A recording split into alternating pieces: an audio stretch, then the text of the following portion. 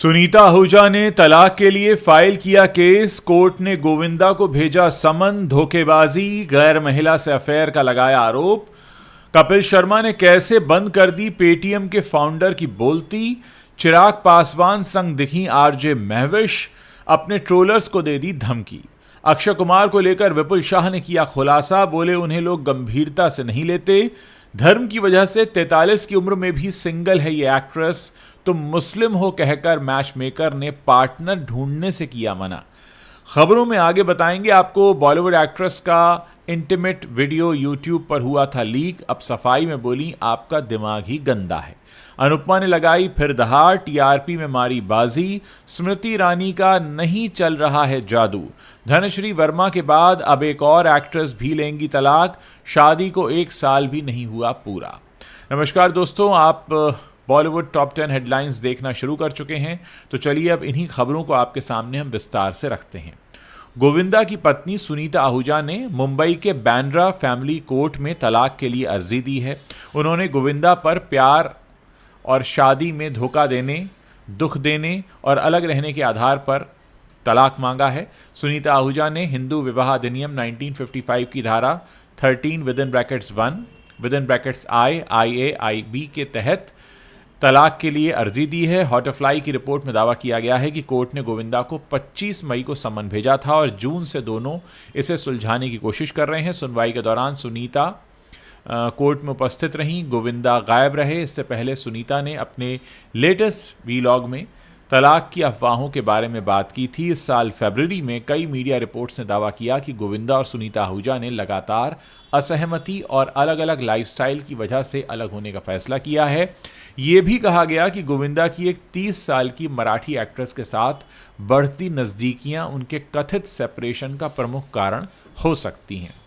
बाद में उनके वकील ने भी कहा कि हालांकि इस कपल ने 6 महीने पहले तलाक के लिए अर्जी दी थी, वो फिर से एक साथ आ रहे हैं। हालांकि अब तक इस पूरे मामले में गोविंदा ने एक शब्द भी नहीं बोला है।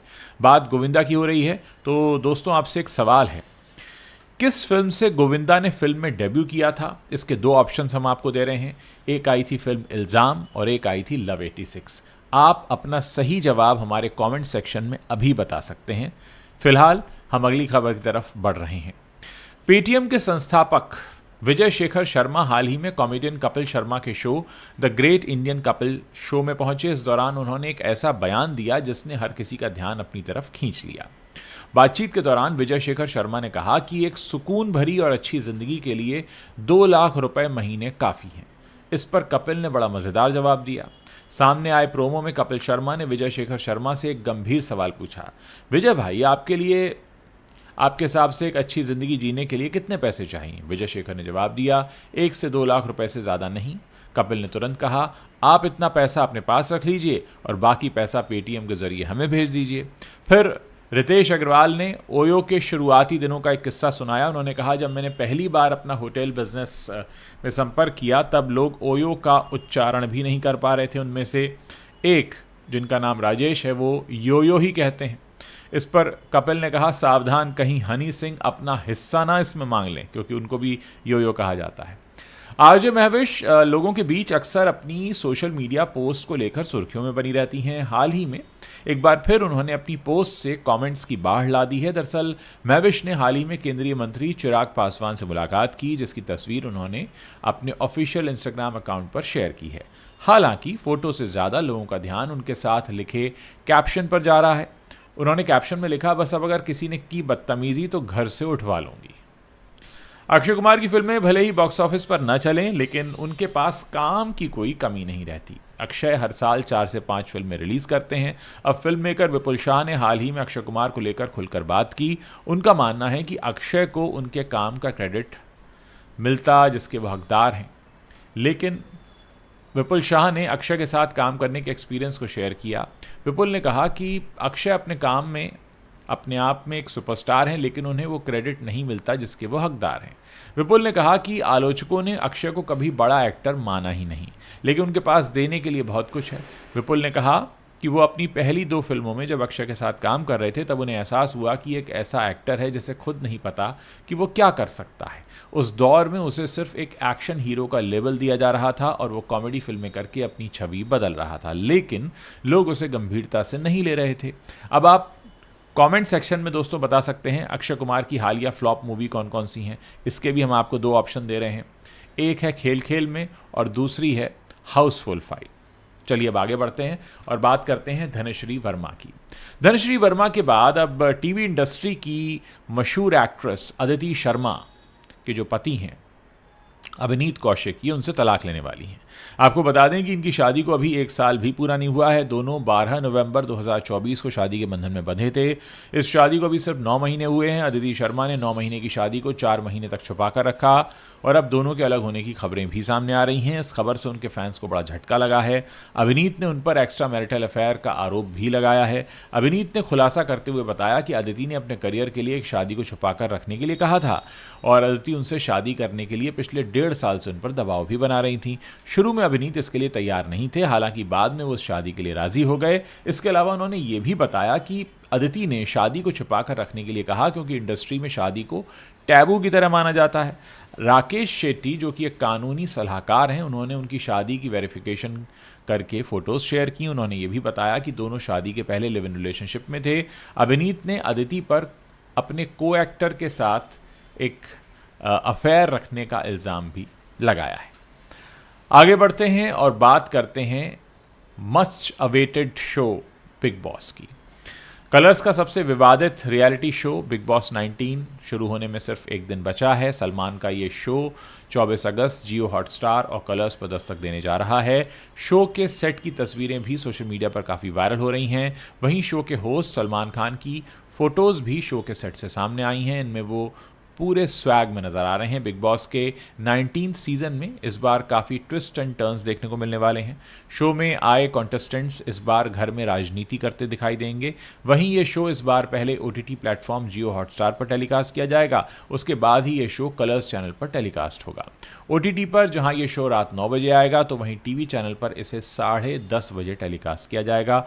खबरों की माने तो दिल्ली की एक्स CM आतिशी मारलेना और बिहार के हेल्थ मिनिस्टर रहे तेज प्रताप यादव पहले एपिसोड में दिखाई दे सकते हैं।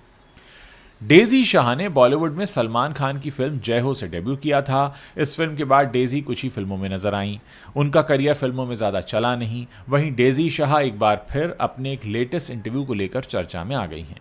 इस इंटरव्यू में डेजी ने कई खुलासे किए हैं।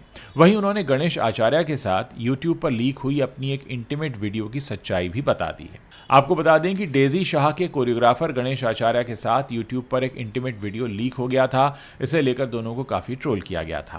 वहीं अब डेजी ने हॉटफ्लाई को दिए लेटेस्ट इंटरव्यू में इस वायरल वीडियो का सच बताया है। डेजी शाह ने कहा, एक वीडियो है जिसमें मैं और मास्टर जी किसी गाने की रिहर्सल कर रहे हैं। किसी ने उसे यूट्यूब पर डाल दिया और उस पर टाइटल लगा दिया मेकिंग लव मेकिंग या पता नहीं क्या। मैं कह रही हूँ क्या, इसके अंदर मैं तो बस गोल गोल घूम रही हूँ, कुछ भी नहीं हो रहा है इसके अंदर। लेकिन ये पूरी तरह इस बात पर डिपेंड करता है कि आपका दिमाग कितना गंदा और ख़राब है। छोटे पर्दे की दुनिया में TRP का ही सारा खेल होता है। टीवी सीरियल्स कितने लंबे समय तक चलेंगे इसका फैसला भी TRP से होता है। हर हफ्ते टीवी शोज़ की व्यूअरशिप में बदलाव होते रहते हैं। इस हफ्ते की TRP की रिपोर्ट के अनुसार राजन शाही का शो अनुपमा एक बार फिर से नंबर 1 पर बना हुआ है। अनुपमा ने इस हफ्ते TRP में 2.2 की बढ़त से नंबर 1 की कुर्सी पर कब्जा किया हुआ है। दूसरे नंबर पर कई सालों से लोगों को एंटरटेन करता आ रहा शो तारक मेहता का उल्टा चश्मा बना हुआ है। इस शो को इस हफ्ते 2 की रेटिंग मिली है। वहीं लोग एकता कपूर के शो क्योंकि सास भी कभी बहू थी 2 की रैंकिंग जानने के लिए भी बेकरार हैं। तो आपको बता दें कि स्मृति ईरानी का ये शो 1.9 की रेटिंग के साथ इस हफ्ते 4थे नंबर पर चला गया है। तीसरे नंबर की जगह पर स्टार प्लस का शो है ये रिश्ता क्या कहलाता है। वहीं 5वें नंबर की जो पोजीशन है वो उड़ने की आशा को मिली है और तुमसे तुम तक 6ठे नंबर पर है। 7वें नंबर पर मंगल लक्ष्मी और 8वें नंबर पर आरती अंजलि अवस्थी बना हुआ है। इन सब के बीच हैरान करने वाली बात यह है कि अमिताभ बच्चन के शो कौन बनेगा करोड़पति का नया सीजन 28 नंबर पर है। पिछले हफ्ते शुरू हुए इस शो के महज जो रेटिंग आ रही है, जो नंबर्स इसे मिले हैं वो 0.8 की रेटिंग इसे मिली है, यानी 1 तक भी ये नहीं पहुंच पाया है। ऐसा लगता है कि कीकू शारदा और कृष्णा अभिषेक के बीच कुछ ठीक नहीं है। हाल ही में कृष्णा अभिषेक और कीकू शारदा की लड़ाई का वीडियो सामने आया था जिसने फैंस को हैरान कर दिया था। कीकू ने भी इस पर रिएक्ट करने से इनकार कर दिया। उन्होंने कृष्णा अभिषेक के साथ मनमुटाव या इस झगड़े के वीडियो पर कुछ भी बोलने से साफ मना कर दिया।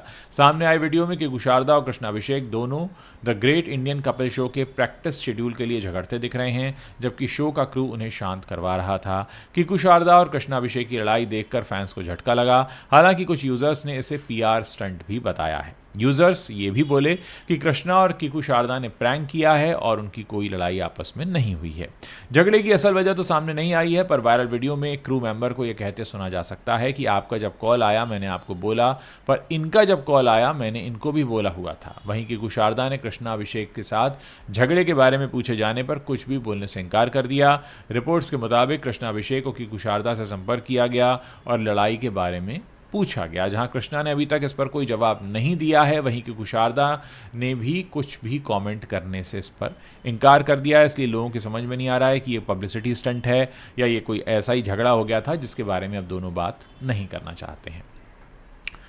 कुसुम और वसुधा जैसे शो में अपनी दमदार एक्टिंग के लिए मशहूर नौशीन अली सरदार ने हाल ही में अपने संग हुए एक अजीबोगरीब अनुभव को शेयर किया है। उन्होंने बताया कि मैचमेकर सीमा तपारिया ने धर्म की वजह से उनके मैच मेकिंग के रिक्वेस्ट को ठुकरा दिया था। आपको बता दें कि सीमा तपारिया मुंबई की एक मैरिज कंसल्टेंट हैं। सिद्धार्थ कनन को दिए इंटरव्यू में नौशीन अली सरदार ने कहा, उनसे मेरी बहन ने कांटेक्ट किया था क्योंकि उनका शो काफ़ी हिट था। ये शायद कोविड के दौरान की बात है। मेरी बहन ने कहा था, यार सही जीवन साथी ढूंढना नहीं आता तुम्हें, कम से कम हमारी मदद तो कर ही सकते हैं। नौशीन अली सरदार ने अपनी बहन को कहा कि मुझे कोई दिक्कत नहीं है, अगर कोई पसंद आ गया तो मैं शादी कर लूँगी। नौशीन ने बताया कि मेरी समस्या ये है कि मैं मुसलमान पैदा हुई हूँ लेकिन इस्लाम को नहीं मानती। ऐसे में नौशीन ने साफ तौर पर कह दिया था कि उन्हें कैथलिक, सिख या पंजाबी लड़का पसंद है, लेकिन सीमा तपारिया की टीम ने यह कहा कि हम आपके लिए कोई मैच नहीं ढूंढ सकते क्योंकि आप मुस्लिम हैं। तो दोस्तों, ये वो 10 बड़ी खबरें हैं जो बॉलीवुड से आती हैं और इस वक्त इंटरनेट पर छाई हुई हैं। अगर आपको वीडियो पसंद आ रहा है इसे अपने दोस्तों के साथ शेयर करें। हमने इस शो के दौरान आपसे जो क्विज पूछे उनका जवाब देने की कोशिश करें। साथ ही अगर आपने अभी तक हमारे चैनल को सब्सक्राइब नहीं किया तो आप अभी इसी वक्त सब्सक्राइब कर सकते हैं ताकि जब भी हम कोई नया वीडियो पोस्ट करें उसकी जानकारी आप तक तुरंत पहुँच जाए।